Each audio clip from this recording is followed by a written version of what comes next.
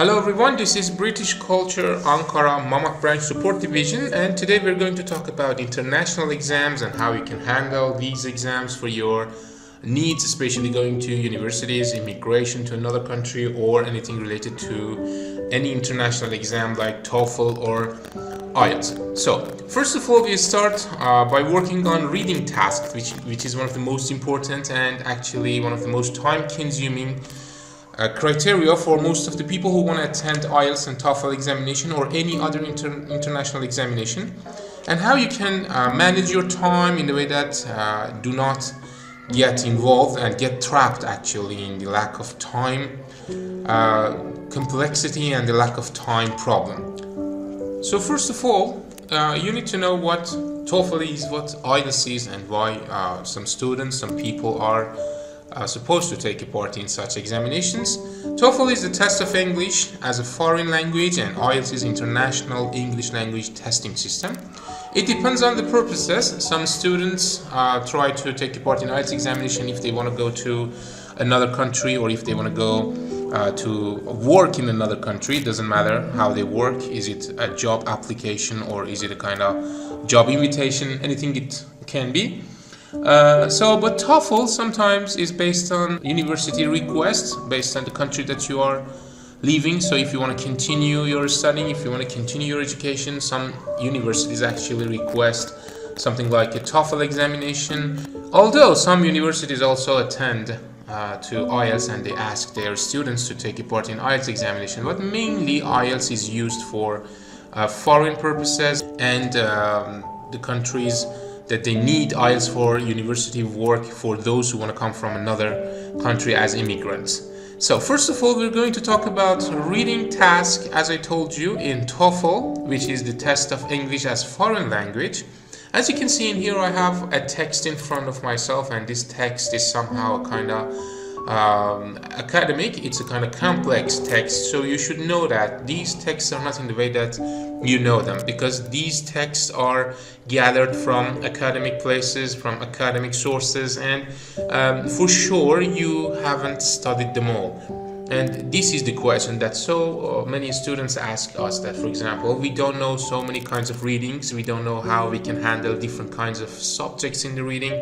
The answer is this, that you don't need to read any kinds of special subject. All you have to do is to practice for your reading skill and improve your reading skill actually in order to handle your reading task in any other international examination. Some people believe that there are lots of shortcuts, there are lots of tricks and I don't know, different kinds of magics. No, they are not possible. This is what I believe. But right now I'm going to show you two easy techniques for reading. Actually, you can search them on internet, but here I'm going to show you how you can handle a reading actually in an international exam with these two tactics. So I'm going to tell you that one of the tips, actually two of the tips for practicing your reading skill is skimming and scanning. In here, as you can see, we have skimming part. It doesn't matter you are taking the IELTS exam, it doesn't matter you are taking the TOEFL exam. So what matters is this, that you're going to take a reading test. Skimming is actually looking at the text very brief and overly, without paying attention to the details, even without paying attention to the topic sentences and paragraphs. So you do skimming very fast and you just take a look at some special words or the repetitive words to see what the main idea and the main subject of the reading is. In that case, you haven't studied the questions before, just directly you started skimming the text. As I told you, you should identify key themes or general ideas of the reading. It doesn't matter where that reading is. Sometimes I tell most of the students that do not panic, because it is possible that, for example, you are just facing a kind of historical text or a biological text or something that isn't even your field, something that you haven't even studied before. So after skimming, we can go directly to scanning, but before that, let me tell you, you should take care of the titles, subtitles, keywords, topic sentences, but not in a detailed way. You can actually handle them in a scanning section. Scanning is when you are looking for specific information. In the scanning section, you should search for the specific information. But before getting to the scanning criteria, you should look at the first question, then find the keyword in the question, then directly go to the scanning part, find the same keyword which is into the question as well. Then you can get back to the choices. Based on the choices and the keywords available into the choices, easily you can get back to intensive reading. Sometimes if you are a very powerful reader, or if you have a good skill in reading, you don't need to start reading intensively, because scanning can help you understand the answer and find the answer easily without intensive reading. So first of all, if I just want to give you a conclusion in this part, you start skimming, just a brief and fast. Then you read the first question and the keyword of that. Then you enter scanning and you find the specific place of the question. You will read the choices. In the choices you also find some keywords, and you try to find the answer in the scanned part in the reading. So for example, are you looking for a date? Are you looking for a name? Are you looking for a pronoun? Is there any specific information that is requested from the question? You can easily find it based on the question that is into the test. So directly you can go into the text and catch what you want after scanning. But sometimes it will be very hard for you. I don't know, there are lots of environmental problems like being stressed. In that case, you have to be a little more quick and start reading intensively, reading by details. It is a bit time consuming, but actually you can handle that. In fact, if I want to show you skimming and scanning as a kind of bird, it's a kind of bird eye view. And by skimming, you look from the top side of the reading and you look at some general information, what the reading is about, actually what is the subject of the reading, what is it going to talk about, and then you start flying down. I mean, after reading the questions and the choices, you start flying down and scan the reading and take what is necessary for you and find the answer actually, and get it back to your answer sheet and write it like a bird. So the skimming is like a top bird eye view, and scanning is just coming down and picking up what is needed. And meanwhile, you should look at the question and the choices as well. To improve your reading skill, as you can see here, you should read as much as you can, or you should read quickly, and the more variety, the merrier. So read as much as you can is one of the most important things to improve your reading skill, because sometimes you should find and download different kinds of reading skills from different kinds of international exams like IELTS, TOEFL, in order to know what materials, what subjects can be available in front of you in the exam, in order not to get shocked. Or read quickly, because this reading quickly can be useful for you to handle your time, to manage your time while you're attending an international exam, because most of the people are attending English in order to take a part in different kinds of international exam for immigration, or studying abroad, or even studying in their own countries. The better. There are no shortcuts. So as you can see here, secret technique is deleted. There is no secret technique. There is no shortcuts. All you have to do is improving with time, practice and persistence. So if you dedicate some time for that, if you practice more and more, and you should be persistent not to give up, then you will be for sure successful in any international exam around the world. So if I want to get back to the TOEFL examination and the reading part, generally I told you in a kind of basic manner that how you can attend a reading test. But for that, for sure, you need to have a kind of instructor. You should come to classes. You need someone to give you feedbacks. But normally, I have already told you, if you are in B2 or C1 level, or even B1 level, and you want to take a part in any international exam, you can focus on skimming, scanning, reading more texts, downloading different kinds of IELTS and TOEFL examination and working on them, reading quickly. Reading parts in TOEFL has 35 minutes, 20 questions and 2 texts. Sometimes we have seen 3 texts, even 4 texts in some different TOEFL TOEFL examinations. But normally, as we're seeing right now, there are 20 questions with 2 texts and 35 minutes in IBT TOEFL. So what is IBT TOEFL? It is internet-based TOEFL. The TOEFL that is taken by the internet.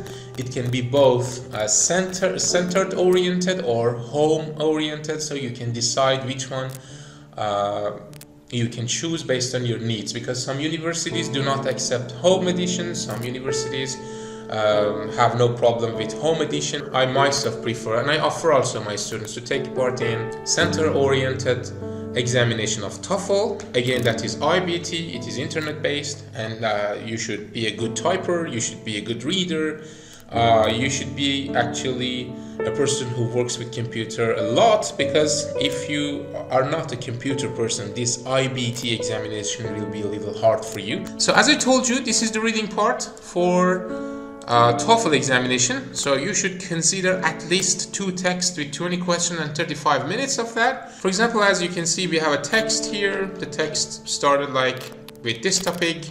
Sometimes even the teachers have no idea what that word is or what is it for. Is it taken from historical books? Is it taken from what book? What is the source of that? That is not important. What is important is this, that you start scanning, then you get to the question, find the keyword of the question, get back for the scanning and find the specific paragraph. Then you look at the answers, you look at the choices. You can also find another keyword and then start reading intensively to find the answer. But the good point is this, that mainly in TOEFL reading questions, you can see that in paragraph 1 it is addressed. For example, you should go to paragraph 2, you should go to this line, you should go to that line. This is addressed for you to go to what paragraph, to do what, and easily you can understand where you should find your answer. But before any of these things, you should know that the TOEFL examination or IELTS examination has what kind of question type, especially in reading part. As you can see, in all of the TOEFL reading examinations, we have such kind of question that it says something is true except, or something is wrong except. This except is actually as a trap for most of the students or volunteers who want to take part in any international exam. So it means that 3 of them are wrong, 1 of them is true, or maybe 3 of them are true, 1 of them is wrong. This is a question type in TOEFL or IELTS reading examinations. The other one is the meaning of the word, so you should find the meaning of the word, and this word actually doesn't have the same meaning as a general meaning, so you should get back to the text and read it carefully. And even if you do not understand the word, actually what that word means, you can start guess meaning. Guess meaning also is a kind of technique. Then you get back to the text, you read 1 sentence, 2 sentences before the word, and then you read 1 or 2 sentences after the word in order to understand, in order to guess what that word means. As you can see, there is something like not mentioned. 3 of them are mentioned, 1 of them is not mentioned. Is another question type. The other one is this, that for example, what can be inferred from paragraph 3, actually what is your intake, what did you understand from paragraph 3, then you should get back to paragraph 3. You should be a little powerful in reading for such questions, because it wants you to understand the whole paragraph in order to know what exactly that paragraph wants to say. And the next one is, for example, a competitive edge over its neighbor. For example, what that means, what is this word or what is this phrase actually related to. You should be again a good reader in order to understand that. Another form of question can be, again, this one is paragraph 4, what is for example the main idea of paragraph 4, for example. Or in here, for example, 2 answers are correct. Yes, sometimes you should choose 2 answers if you want to get a good score, if you want to get the full score actually for that question. Actually, as you can see, to receive credit, you must select 2 answers. So if you choose 1, or if you don't know that, for example, oh, maybe this is a multiple choice question and I have to answer to 1 of these choices and I have to choose actually 1 of them. No, you have to take care of all the instructions like this. To receive credit, you must select 2 answers, or else you do not receive any credit. So in paragraph 5, again, what is the main idea or something like that, but this is a trap. To receive the credit, you must select 2 answers, or something like, again, another sentence or phrase, what this phrase or this sentence relates to, or even another kind of question is this. So as you can see, there is a missing paragraph, and you should locate this missing paragraph after A, B, C, or D. For example, you should read the first part and the second part in order to understand if this small paragraph fits within these 2 paragraphs, for example in A or B. But mainly there is a technique for putting such kinds of small paragraphs into 2 or 3 paragraphs, and I'm going to tell you, for example, if there's a paragraph here, you start reading. The paragraph after the answer, for example, if our answer is A and we should put this paragraph in A, the paragraph that follows by and the paragraph that comes after our paragraph shows the answer better. So, because the second paragraph after our missing paragraph gives a conclusion of what we have said or what we have chosen before. Another kind of question, as you can see, is this. So, it says the question worth 2 points, which is a valuable question and also a little hard. So you should choose 3 answers, and you should choose 3 choices. As I told you, the previous questions, one of them was credited by 2 choices. This one is credited by 3 choices. You should choose 3 summaries for the text. This is a bit tricky, but actually by improving yourself you can handle that well. As you can see, it was one text with 10 questions, and as you see, these questions were so different. Different types of questions were available. The last one is this time consuming, this complex, but they are available, and don't panic, they can all be handled and they can all be solved by improving yourself in reading. Most of the people, especially most of the students actually, ask me what are the best words we can learn, the best words we can memorize for writing in TOEFL, or for reading in TOEFL, or even in speaking for TOEFL examination. Actually, word power and the vocabulary power is something that we cannot say. You can memorize these 10 words, or you can just learn these 100 words and then you are ready to go for IELTS or TOEFL examination.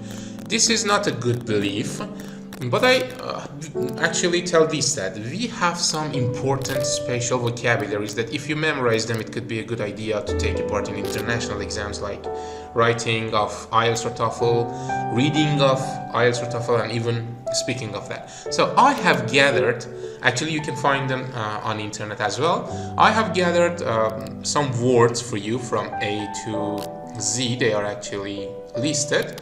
They are the most important words available into the reading of the IELTS or TOEFL examination, and even you can use them into the writing of these international exams, because as you know that your writing shouldn't be in a basic way. It shouldn't be in a kind of low level format, especially in writing. And if you know these words, you can actually use them in your writing instead of the easy words. And if you know these words also, it helps you understand the reading actually, because in reading you can see academic vocabularies.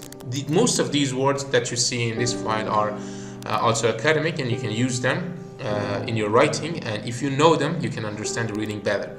So why I say we shouldn't actually use easy words, because as you can see in this chart, most of the students just tell me that we are going to prepare ourselves for B2 because the university or the country that we're going asked us to prepare ourselves or present a kind of certificate in B2 or even C1 level. As you can see in TOEFL IBT, the total score is actually 120. I forgot to tell it from the beginning, I'm sorry for that.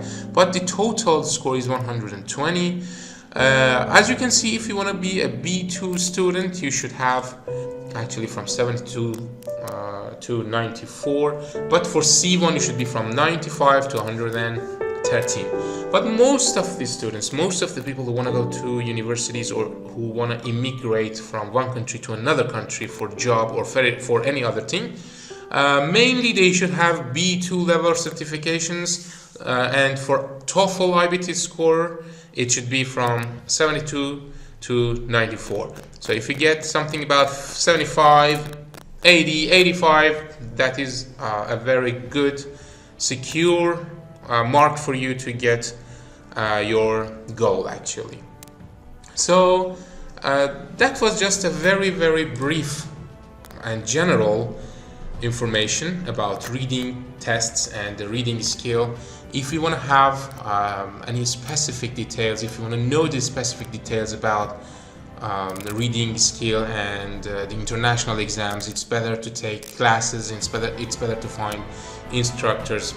For the future videos, we try to nominate different kinds of techniques and tactics in reading, speaking and listening sections in order to know the beginning of the way, in order to identify the way for ourselves. Then we can start putting our feet and going forward in that way in order to get our goal for IELTS, TOEFL or any international exam.